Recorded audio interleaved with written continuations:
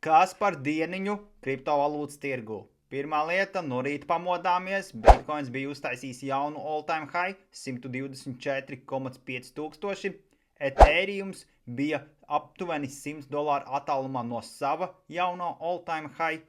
Tālāk šodien iznāca PPI dati, kas bija augstāki nekā tika prognozēts, un stundas laikā tika likvidēti vairāk nekā 300 miljonu ASV dolāru long pozīcijas, jeb tās pozīcijas, kur cilvēki bija domājuši, ka tirgus turpinās kāpt uz augšu. Ja paskatāmies Google trendos, tad Google trendos Ethereums ir uztaisījis arī jaunu all-time high meklēšanā, līdz ar to retail aktivitāte un skatīšanās uz Ethereum tikai pieauga. Igaunijas banķieris Rains Hlohmus ir pazaudējis maka atslēgu, kurā glabājās 250,000 Ethereumu, kurus viņš bija pircis 2014. gadā.